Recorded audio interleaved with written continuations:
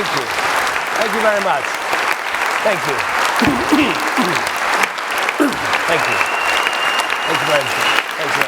Thank you. Thanks very much. Thank you very much. Thank you very much. Great to be here in London. Great to be here at the Spring Forum, and thank you for that very warm welcome.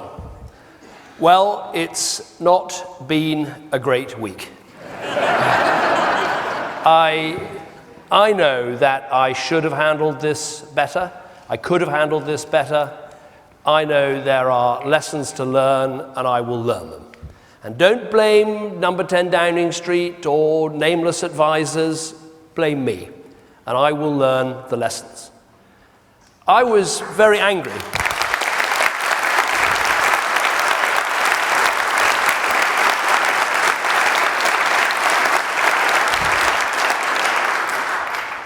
I was obviously very angry about what people were saying about my dad. I love my dad. I miss him every day. He was a wonderful father, and I'm very proud of everything he did. But I mustn't let that cloud the picture.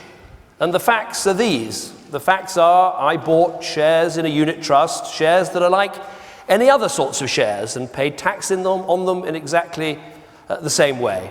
I sold those shares. In fact, I sold all the shares that I owned on becoming Prime Minister. And later on, I'll be publishing the information that goes into my tax return, not just for this year, but for years gone past, because I want to be completely transparent and open about these things. I'll be the first Prime Minister, the first leader of a major political party to do that, but I think it's the right thing to do. And let me say something else.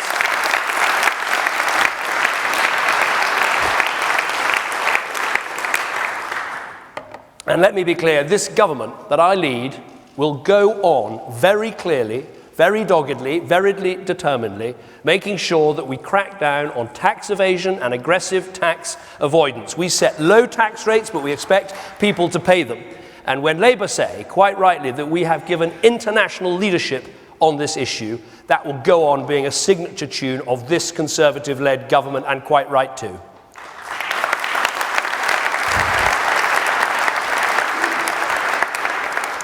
Now, let me tell you one thing I'm not going to talk about today, and I think there will be widespread relief, and that is Europe.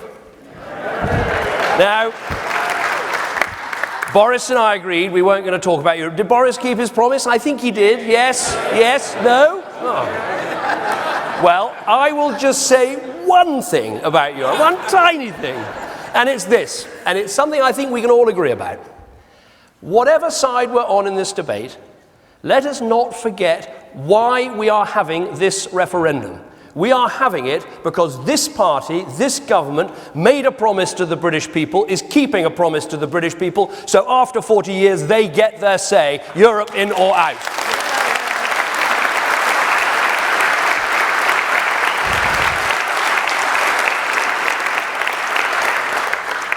Now I want you to focus on two dates. I want you to focus on what's going to happen in 26 days' time and on what happened 12 months ago and what that should mean for our country. Now, in 26 days' time, we are going to have an absolutely vital set of local elections. Here in London, we've had Boris Johnson, who's been the mayor of this great city for 8 years. He has done a fantastic job giving the city the leadership that it needs.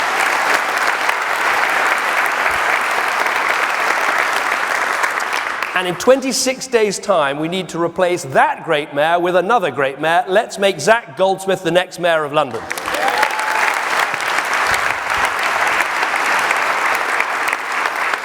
Now, in 26 days' time, we're going to have vitally important elections in Wales. You just heard about it on that screen behind me. We've got an incredibly strong team of Assembly members. Labour have been in power in Wales for 17 years. They've let Wales slip behind in education, in healthcare. So it is time to ring the bell of changes in Wales and send a really strong team of Conservatives to that Welsh Assembly and to kick Labour out of power in Wales. That's what we've got to do in 26 days' time.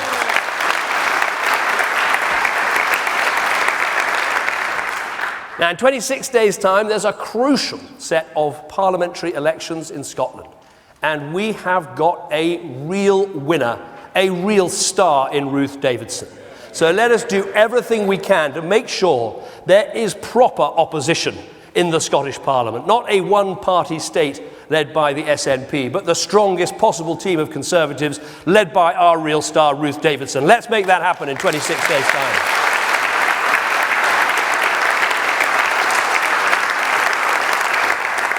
And in 26 days' time, there are some pretty important elections in English local councils. I can see my team here from West Oxfordshire. We're going to be winkling out those last few Labour and Liberal Democrat councillors, aren't we? And we need to do that right across the country. I'm very proud of the fact that, yes, we have to make difficult decisions in government. And yes, local councils have done an amazing job at being more efficient and effective. But I'm very proud of the fact that 6 years in to being Prime Minister, we've held on to our vital local government base. So let's get out there, fight hard, win those council seats, and work for our councillors and our candidates every day between now and 26 days' time when we go to the polls. Good local elections in England, linked with, and you're going to hear more about this later, our police and crime commissioner candidates. We've got people who've worked incredibly hard for local people. We've got some excellent candidates to get rid of ineffective Labour and independent police and crime commissioners. This idea of having one person who is accountable for what the police do and is the person you can go and talk to about the way you're policed. It's a great idea. It's a great Conservative reform brought in by Theresa May and the team. Let's make sure we return Conservatives when those elections come in 26 days' time.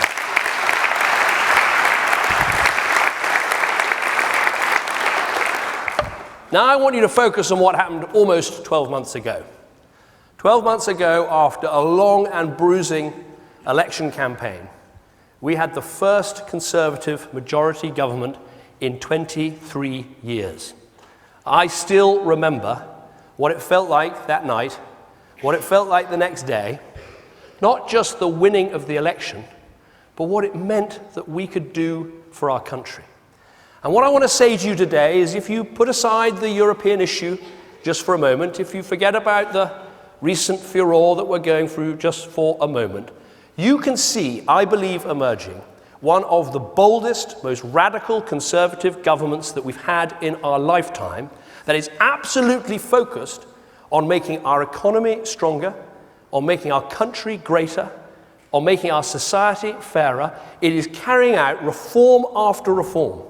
It's absolutely vital for all the things that we dreamt of, all the things that we planned for in those long years of opposition. And with the frustrations of coalition government, we are now able to do those things for our country. And that's what I want to talk about today. There are no fewer than 8 transformational arguments that we are bringing forward to make our country better. In each case, they involve taking on vested interests. They involve making difficult arguments. They involve difficult choices in our Parliament and in our public debate. But they're about building the strong Conservative country that we all dream of and that we all went into public life to achieve. Let me just mention some of them in turn. First of all, this huge argument we're having about wanting once again Britain to be a country of homeowners. I am determined to reverse the decline in home ownership in our country. When I think of what makes me a Conservative, part of it is the idea that everyone should be able to aspire to own a home of their own. That magic moment when you've got the keys in your hand of your first flat or your first house and you know that it's yours. And this has been cut off for too many people in our country. So when I look at what Greg Clark and the team are doing and the incredibly radical action we're taking, I want you to be proud of it. We are introducing for the first time starter homes, sold below market value, reserved for people under the age of 40, because people want affordable homes, but they want affordable homes to buy, not just affordable homes to rent. We are completing one of Margaret Thatcher's boldest reforms by saying it's not enough just for council tenants to be able to own their council homes. We want housing association tenants, 1.2 million of them, to have that right too. That's an incredibly bold reform that everyone in this hall can be proud of.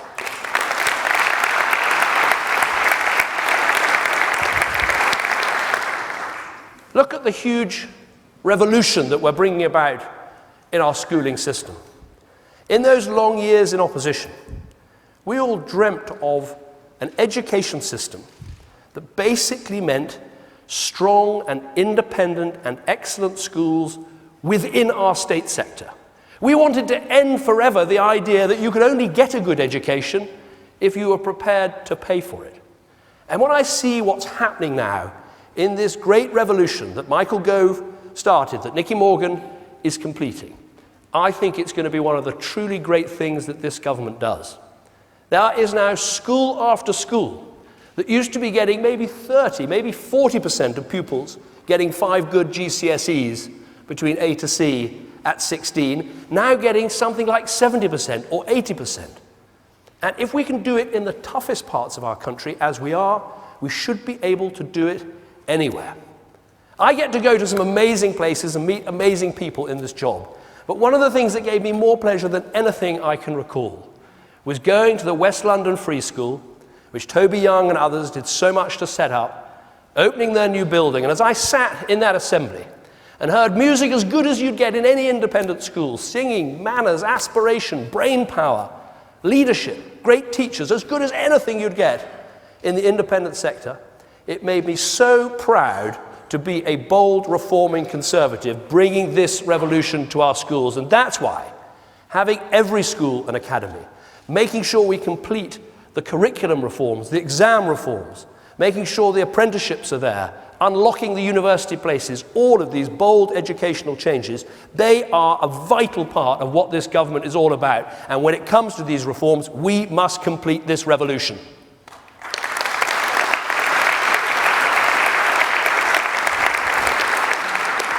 Third big argument, and it is a big argument, is the 7-day NHS that we want to build for all our people. Now, we said in opposition that our priority was the NHS. We've been good to our word. We have protected its funding. We put in £12 billion extra in the last Parliament, £19 billion extra in this Parliament. And that money means that we got more than 10,000 more doctors, more than 10,000 more nurses. It means that cancer survival rates are improving. There's lots of good things happening in our NHS. But I think it's right to choose as our key reform for this Parliament and beyond the single signature tune of saying that we want an NHS that is there for you 7 days a week. So if you want to see a GP or you need to see a nurse, you can get that access at the weekend just as you can on a weekday. And that our hospitals are increasingly operating on a 7-day basis. It is absolutely what patients want. It's what parents want for their children. It will cut avoidable deaths in our NHS, and it is a bold and good reform for us to pursue in this Parliament. So yes, we are going to have difficult arguments over contracts, difficult arguments over money, difficult arguments over reform, but I say that Jeremy Hunt is a great secretary for our health service, and he deserves every bit of the support we can give him.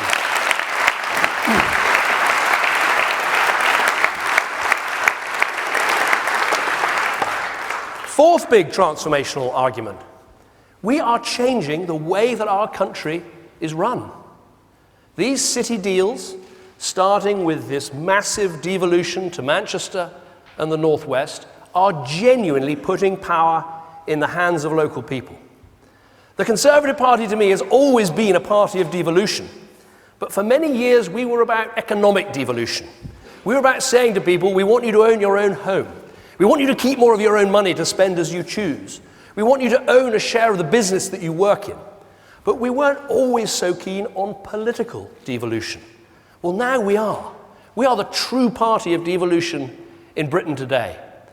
Look at what we've achieved in Northern Ireland with the New Stormont deal and the amazing work Theresa Villas has done to make sure those institutions are working. Look at the powerhouse parliament we have produced in Scotland, where they now have the power to change and raise the taxes and the welfare payments they make. No more grievance culture in Scotland, blaming it all on Westminster. They now have to make the decisions because of the reforms we put in place. The same in Wales. But crucially in England, we have now really started to deliver a complete radical devolution and power being passed to local areas so that they can build for the future. Area after area beating a path to our door and to Greg Clark's door, wanting the powers, wanting the money, wanting that devolution. And here's one statistic. When I became Prime Minister, 80% of the money that local government got came from the centre. By the end of this Parliament, almost 100% of the money that local government spends will come from local people and local business because of the reforms we're making to business rates. Now think of what that means as Conservatives. It means that the decisions that local councils make about their economies, about their communities, they will get the direct benefit of being business friendly, of wanting to see growth and expansion and jobs and success. I believe that is a truly conservative reform, making the Conservatives the power of devolving power to communities in Britain. It is being led by George Osborne, by Greg Clark, and I think we can be incredibly proud of this huge change in the way our country is run.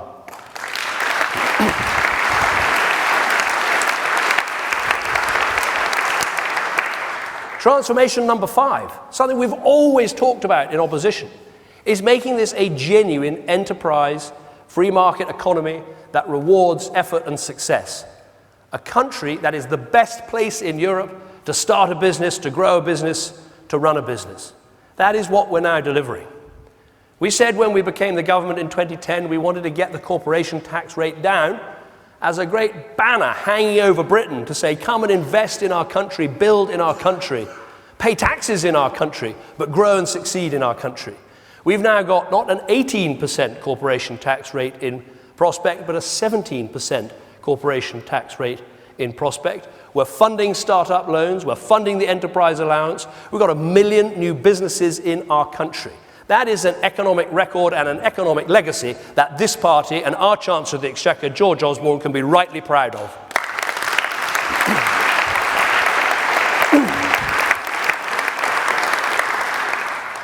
Number 6. Sorry there are so many, but I don't want to miss anything out. There's a problem right across the world with how we defeat the poisonous extremism that is in our midst.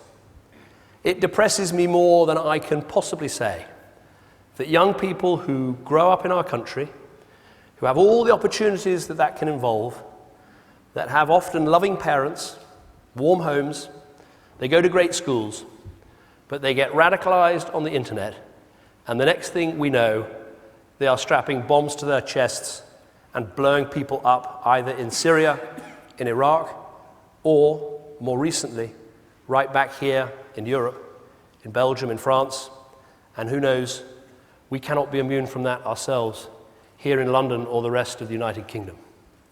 Now, I'm not saying we have the perfect answer to this generational challenge that we are going to be fighting for 10, 20 years, just as we fought it for the last 20 years.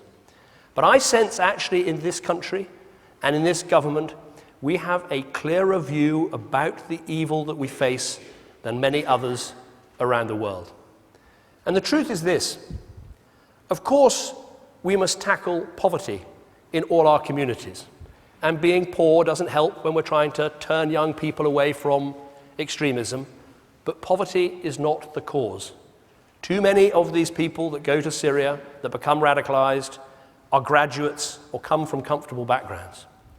Of course, we've got to do better, and we are doing better at building more integrated communities, at making sure everyone feels they have opportunity and choice and chances in our country. We're doing that. But some of these people who are going are quite integrated. They're British born. They've had a British education. So that is not the cause. Although, of course, if people feel alienated from their home country, that can make life more difficult. But that is not the cause. That the cause of this problem is the extremism itself. The one thing all these people have in common, that go and fight in Syria or Iraq or Libya or Somalia, that then come and cause such mayhem, death and carnage in our own countries, the one thing they have in common is they all buy into the same perverted and twisted worldview. That Muslims and Christians can't live together. That Western societies that believe in democracy and freedom and rights are somehow wrong. This is not a war between civilizations of Islam against the rest. Absolutely not. That is what the extremists want you to think. This is a war within Islam, where a very small minority have taken this religion, perverted its means and its ends, and have twisted it into a death cult. And we have to understand this because we've got to be on the right side in this battle, helping the Muslim communities, the religion of Islam, to fight and defeat this evil that is in our midst. It is a struggle for all of us, a struggle for our generation, and we'll only win if we know what we're up against. And the truth is this: we are not simply up against people who preach violence and bloodshed and terrorism. We are up against an extremist mindset that sometimes falls short of promoting violence, but nonetheless convinces people the Muslims and Christians can't live together, that some Muslims are wrong-headed and therefore fair game for attack, that Western societies are corrupt, that Western foreign policy is to blame for all the ills of the world, and that therefore, while not necessarily promoting violence, believes that violence is justified. We must have no truck with this whole worldview. We've got to defeat these extremist preachers. We've got to win the battle for moderate Islam, and we are all genuinely in this fight and in this argument together.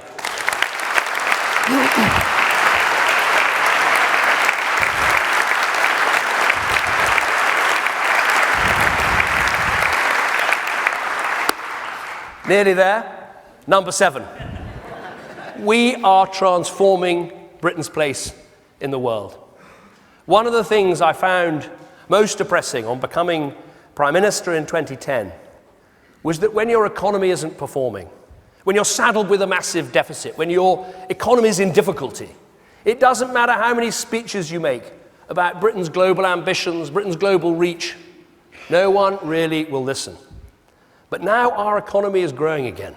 Now many people are looking at Britain and saying, what a success story. 2% growth, 5% unemployment and falling, 0% inflation. More people in work in our country and more women in work than ever in our history. People are looking up to Britain again. And I want us to capitalize on that by meeting the promises that we've made globally. Do you know how many major countries in the world have kept the promise to spend 2% of their GDP on defense and 0.7% of their GDP on overseas aid and assistance? How many major countries? The Frances, the Germanys, the Italys, the Americas, the Japan. How many major countries have kept those two promises? Only one, Britain, under a Conservative government. And we should be proud of that.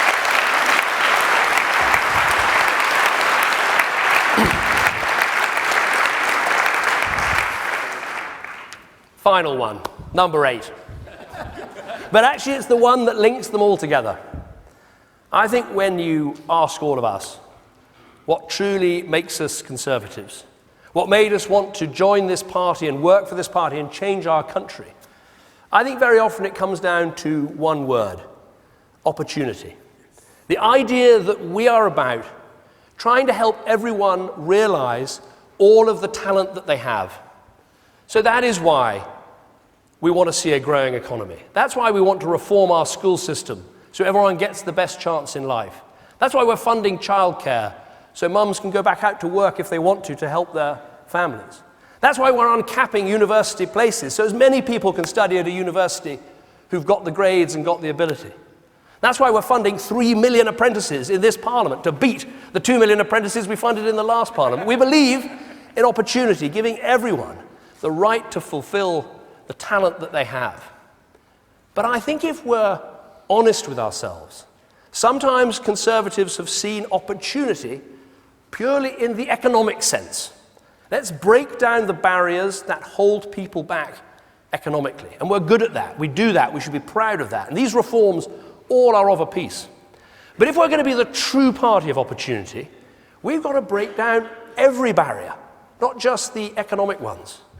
When we see families that don't have any sort of structure and that have got children running wild, problems with the police, problems with social services, those troubled and broken families, we shouldn't be turning our head the other way. We should be doing what we're now doing in government and turning them around, getting someone to work inside that family to give those children the opportunity that they deserve. When we see people with mental health afflictions, with depression, with anxiety, with mental health concerns that for too often have been swept under the carpet and not addressed, we have to recognize there'll never be true opportunity in our country unless we address those mental health concerns as we are now under this government. We've got to recognize that for some people, okay, it's great. We've got a growing economy. Jobs are being created. More school places are being delivered.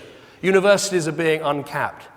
Our military, our courts, our politics are being opened up to all the talent our country has. That's great, but there's still discrimination. People who've got a name that doesn't sound maybe that English don't even get the call up for the interview.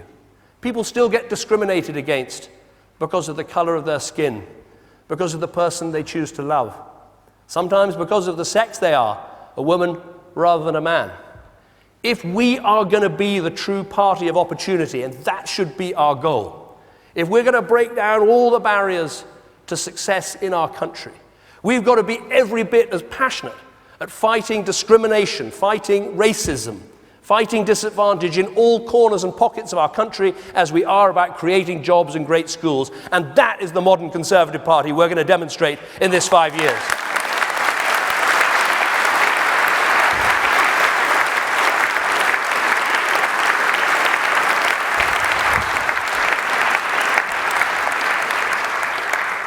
Now, frankly, my friends, I would be proud to lead a party and lead a government that could deliver any one of those 8 transformational arguments in our country.